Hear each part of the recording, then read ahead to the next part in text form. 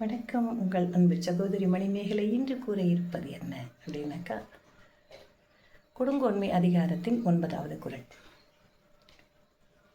செல்வம் இருப்பதுன்னு சொல்கிறது எல்லாருக்கும் சந்தோஷமான விஷயம்தான்.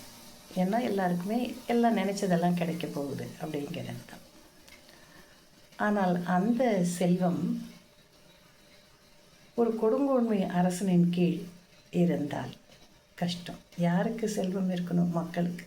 மக்களிடம் மிகுந்த செல்வம் இருந்தால், அதாவது நல்ல வளங்களோடு இருந்தால், அவர்களுக்கு மிகுந்த மன உளைச்சலை தரும், மிகுந்த மன துன்பத்தை கொடுக்கும், கஷ்டத்தை கொடுக்கும். யார்கிட்ட? கொடுங்கோன்மை அரசன் இருந்தால். ஏன்னா அவன் வரி வசூல் செய்யும்போது என்ன பண்ண போகிறான்? நீ இன்னும் அதிகமாக கொடுக்கணும், உனக்கு இந்த சொத்து இருக்குது, அந்த சொத்து இருக்குது அப்படின்னு சொல்லி என்ன பண்ண போகிறான்? அவனை பிடுங்கி அவங்ககிட்ட இருக்கிறதெல்லாம் வாங்கிறதுக்கு பார்க்குறான். யார்? கொடுங்கோல் மன்னன். அப்போ அவனுக்கு சந்தோஷமாக இருக்கான். அப்போ இதுக்கு நம்மளுக்கு வறுமையே பரவாயில்லையே அப்படின்னு நினைக்கிற அளவுக்கு கொண்டு நிறுத்திடுமா. இதை நாம் பார்க்கலாம். இப்போ இது பார்க்கும்போது என்னன்னாக்கா, இன்மையின் இன்னாது உடைமை, இன்மையின் இன்னாது உடைமை, முறை செய்யா மன்னவன் கோர் கீழ்ப்படின். இன்மையின் இன்னாது உடைமை, முறை செய்யா மன்னவன் கோர் கீழ்ப்படின். மிக அழகாக, மிக எளிதாக, எவ்வளோ அழகாக சொல்ல முடியுமோ அவ்வளோ அழகாக சொல்லிட்டார். ஒரு பூ மலர்வது போல சொல்லுகிறார். இன்மையின் இன்னாத உடைமை, இருக்கிறத விட இல்லாமல் இருந்தால் அவன் சந்தோஷமாக இருப்பான்.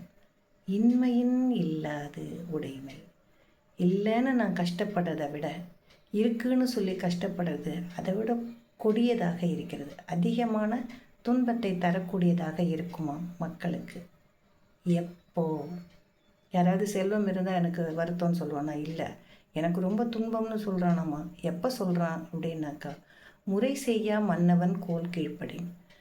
சரியான நிதி ஆதாரங்களை கணித்து அதன்படி ஆட்சி செய்யாமல் மக்களை துன்புறுத்தக்கூடிய கொடுங்கோல் அரசனின் ஆட்சியின் கீழ்